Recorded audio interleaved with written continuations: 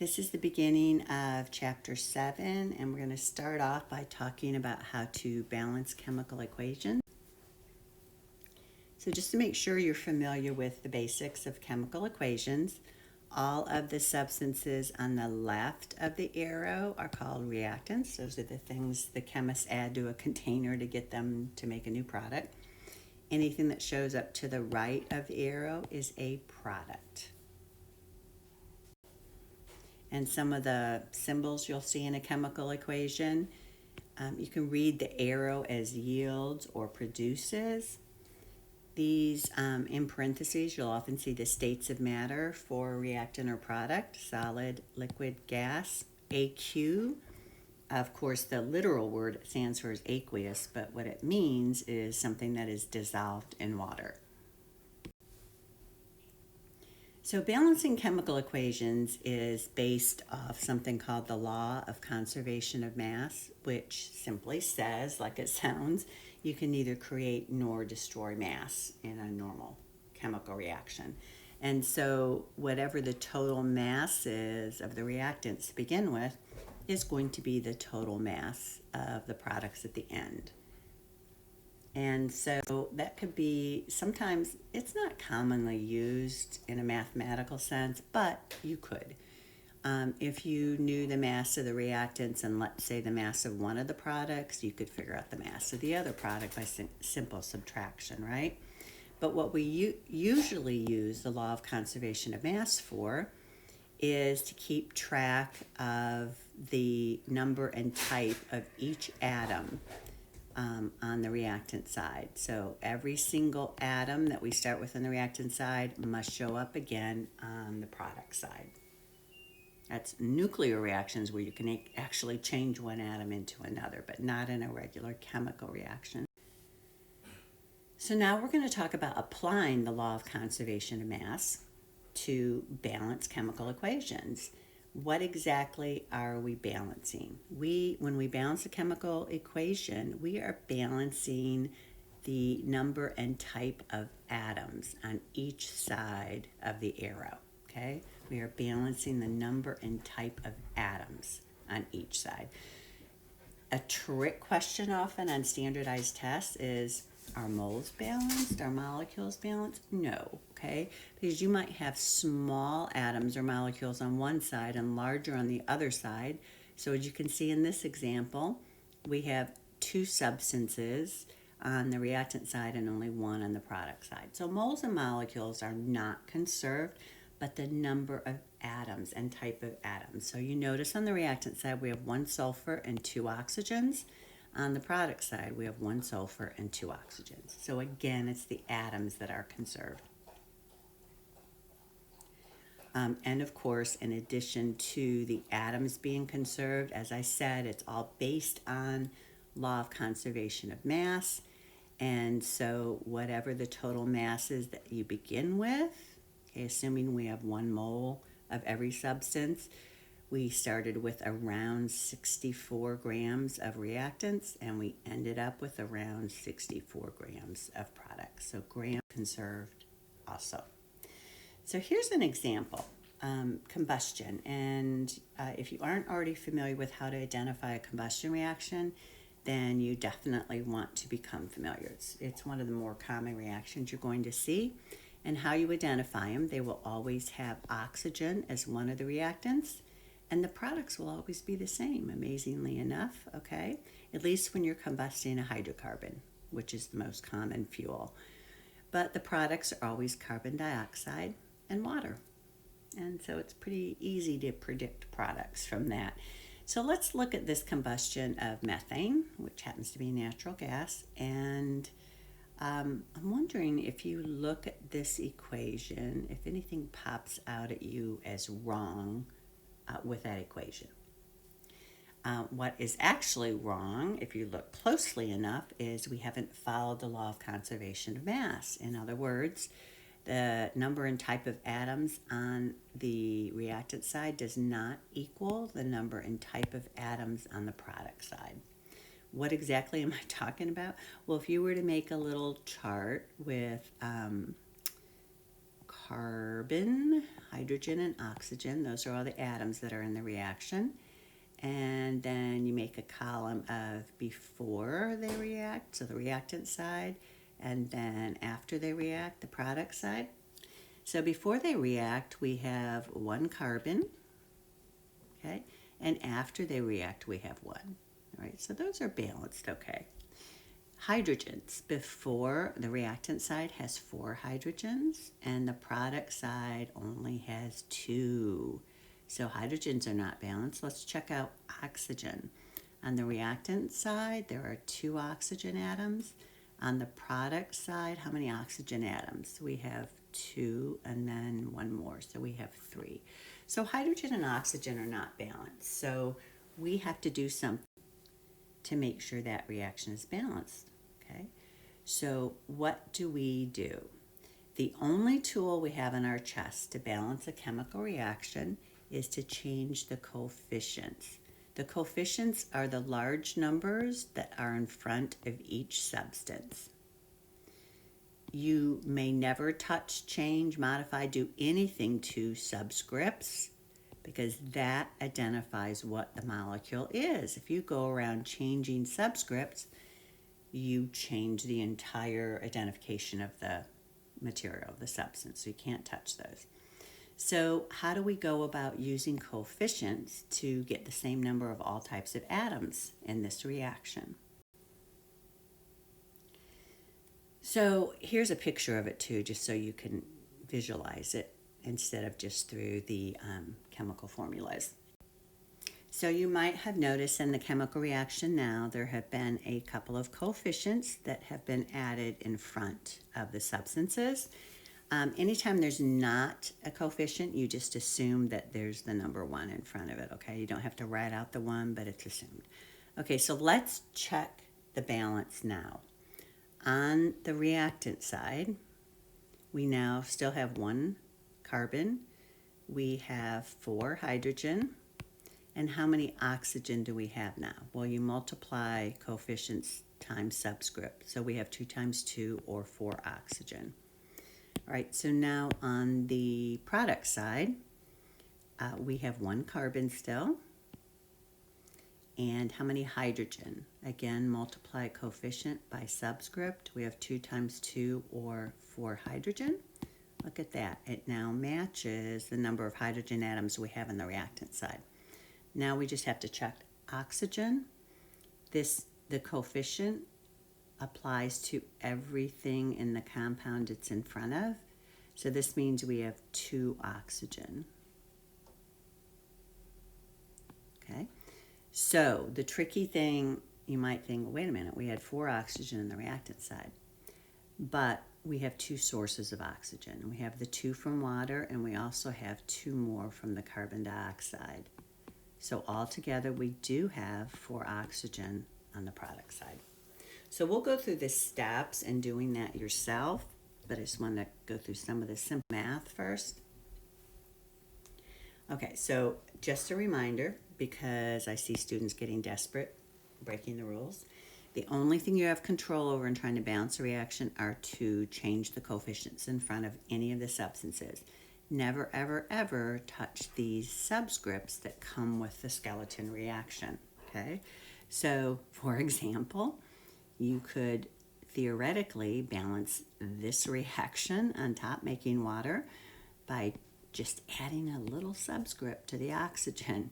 But you can't, because what's that saying is hydrogen and oxygen gas combine to give hydrogen peroxide, and they don't, okay? So you just don't mess with scripts. All right, so here are the rules. If you make yourself follow these rules, you will never miss, okay? It will always work. If you just kind of jump into a chemical reaction, just randomly start trying to balance the atoms, it might work for you maybe 50% of the time, but pretty quickly you're going to end up finding you're chasing your tail. You're erasing or crossing out and trying it different ways, and you can waste tons of time doing that. So try to go through this list of priorities. So balance metals first, okay? And that's, again, anything to the left of the stair step. Balance polyatomic ions second. Now, this is important, y'all. So polyatomic ion, you have to be able to identify them and balance them as a group. So for example, I'm just going to make something up. Let's say that you had barium sulfate as a reactant, and it reacted with something that gave aluminum sulfate as a product. Right. So when you went to balance that reaction, instead of balancing sulfur and oxygen atoms individually, which would be really tedious and probably end up confusing you, if you identify a polyatomic ion and if it stays intact from the reactant side to the product side, like it has here, balance it as a group. You would say, for example, there is one SO4 group on the reactant side, and there are 3 SO4 groups on the product side. And so that if you wanted to balance the sulfate group, then you would put a coefficient of 3 in front of barium sulfate. Now remember, 3 goes for everything in the compound following it. So that gives you 3 sulfate groups. Alrighty, and going back to our rules, after you balance polyatomic ions, you want to make a special note to always save hydrogen atoms until next to last and oxygen atoms until last. Oxygen will be your nemesis usually. This is a little tip you may want to jot down, because if you find yourself chasing your tail and you just can't get a reaction balanced, sometimes you can put a 2 in front of one of the reactants and then start over with that 2, and that'll iron everything out. All right, so let's go through, let's practice. That's the main way to get good at these, is just do a bunch of practice. All right, so again, you want to start out by counting how many of each type of atom you have. In this reaction, we only have sulfur and oxygen. I don't care to write this little table down, but it does help some students, so if it helps you, that's great. So on the reactant side, I have 1 sulfur, and I actually have 4 oxygen. You have to be careful because several times you'll find atoms that are present in more than one substance, okay? So you've got to look at all of the substance. So on the reactant side, we have 2 oxygen here from just molecular oxygen gas, and we have another 2 from the sulfur dioxide. All right, so now on the product side, we have 1 sulfur, and we have 3 oxygen. So we're clearly not balanced. All right, so we have to do something to balance the oxygens. So remember that we can only change coefficients. And I want to point out a little tip to you. Anytime you have an even number of some type of atom on one side, like in this case we have 4 oxygen, and in the product we have 3, and then you have an odd number on the other side, that usually means you're going to have to multiply all the coefficients. Well, put a 2 in front of the main substance on the reactant side, and then try balancing it all. All right, I want to walk you through how you would go about getting the coefficients that we've shown here in the final balanced reaction. So let's go back to when we didn't know what the coefficients were. Remember on the last slide I said when you have an even number of an atom on one side and an odd number on the other side, so we had 4 oxygen on reactant side and only 3 on the product side, put a 2 in front of the substance that has an odd number. So I'm going to go ahead and put a 2 in front of sulfur trioxide. How many oxygens does that give us? That now gives us 6, okay? But then I'm going to go ahead and start over balancing. I'm going to follow the rules, okay? Rule number 1 is balance metals first. There are no metals. Balance polyatomic atoms second. There are no polyatomic ions, okay? Don't get confused. SO2 and SO3 are not polyatomic ions because there's no charge. They're just covalent compounds. All right, but I do remember the rule that says save oxygen to very last. So I'm going to go ahead and try to balance the sulfurs first. I now have 2 sulfurs on the product side, so I'm going to put a number 2 here so that I have 2 sulfurs on this side. And now I'm going to recheck everything, okay? I, on the reactant side, have 2 sulfur, and 2 times 2 is 4, plus 2 more oxygen. I have 6 oxygen. And on the product side, remember we already figured out we have 6 oxygen and 2 sulfur. Everything's balanced now. There's some artwork in balancing equations. So I'm going to walk you through a couple more, and then my strong suggestion is just get a worksheet, balancing equations, and plow through a bunch of them, okay? So this is another combustion reaction. I'm hoping you can identify those now, and I know that because one of the reactants is oxygen, and the products are carbon dioxide and water. So my tip for you whenever you're balancing a combustion reaction is to balance the atoms in alphabetical order, right? CHO, carbon first, then hydrogen, then oxygen. So there are 3 carbons on the reactant side. I only have 1 on the product side. How do I get 3 on the product side? Just put a coefficient of 3 there, okay? So now I have the carbons are balanced, okay? Balanced hydrogen second. I have 8 hydrogen on the reactant side, and I only have 2 as it stands now on the product side. How do I make that 2 become 8? Well, I multiply it by 4. Remember, we're multiplying coefficients by subscripts. So now my hydrogens are balanced. Oxygen is always going to be the tricky one to balance, all right? So balance at last. So let's first do a tally. How many oxygens do we have on each side? Well, let's see, we only have 2 here, right? Okay. How many oxygens do we have on the product side? You've got to be careful in combustion reactions because there are always 2 sources of oxygen. So I have 3 times 2 or 6 oxygen from the carbon dioxide, and 4 times 1 or 4 oxygen from the water. So I have a total of 10 oxygen on the product side. How do I get this 2 on the reactant side to become 10? Multiply it by 5. So that is your balanced reaction. Now again, if there's no coefficient showing, you just assume it's a 1.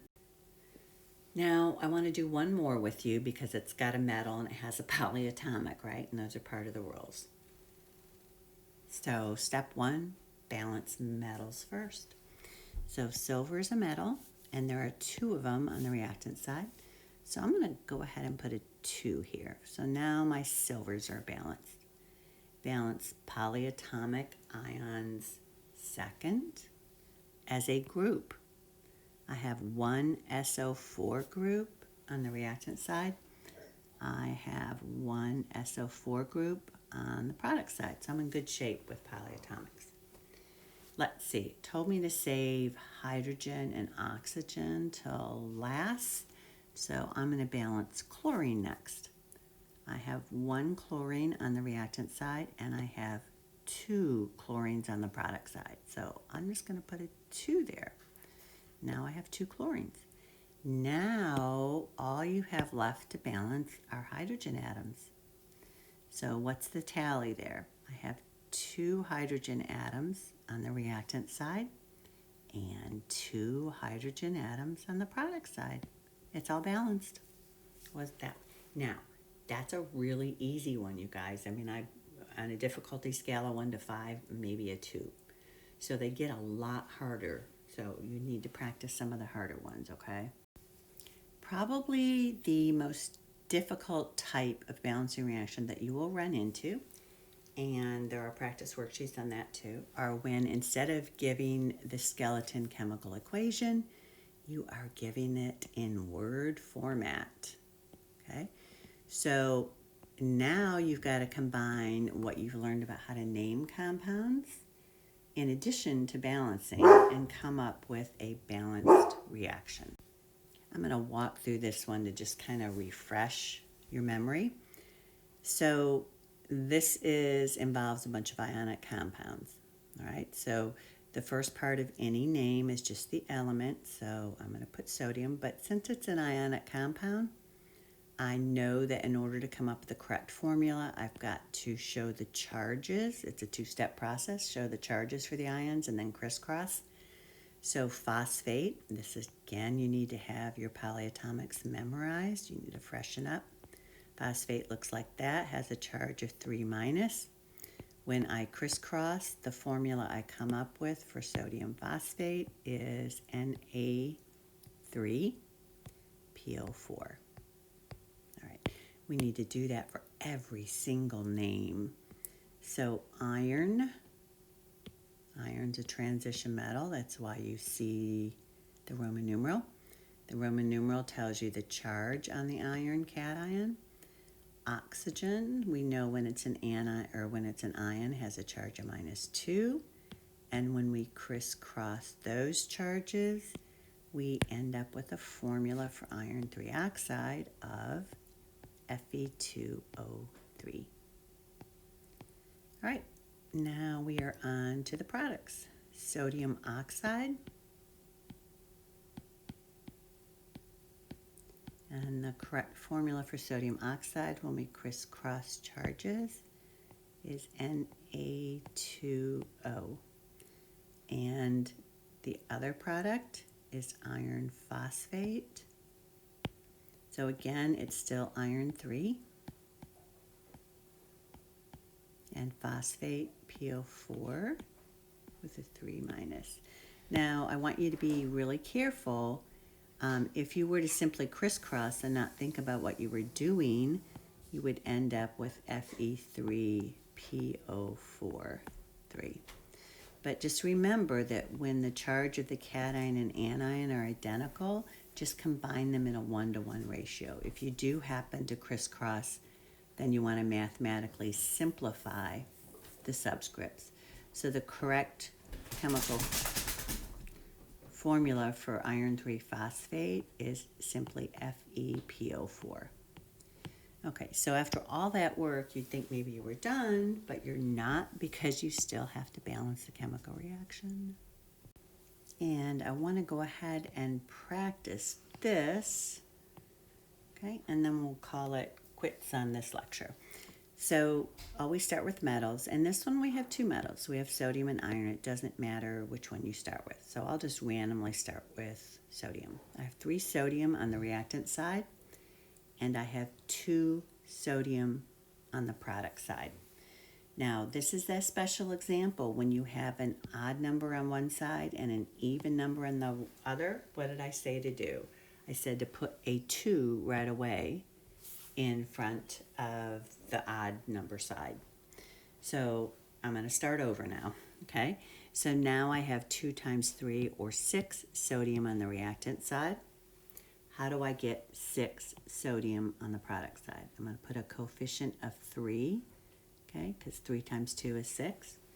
And now the sodium's balanced. Now I'm going to move on to the other metal, which is iron. I have 2 iron on the reactant side and only 1 iron on the product side. That's easy. I'm going to put a coefficient of 2 in front of there. And the irons are balanced. Do polyatomic ions next. All right, so phosphate is our only polyatomic, and we have 2 phosphate groups on the reactant side. Guess what? We're lucky because we also have 2 phosphate groups on the product side. So the phosphates are balanced, and the only thing we haven't balanced right now are the oxygen atoms. Now, even though the polyatomic had oxygen atoms, they're all taken care of. As long as you've balanced the polyatomic as a group, just ignore them, okay? And just focus on the kind of extra oxygens. So I have 3 oxygens on the reactant side, and I got lucky again. There are 3 oxygens on the product side. It is all balanced, okay? Coefficient 2. Remember, you assume there's a 1 if there's not a number. 2, 1, 3, 2. Now it's time for you to do a bunch of practicing, and that's it for this lecture.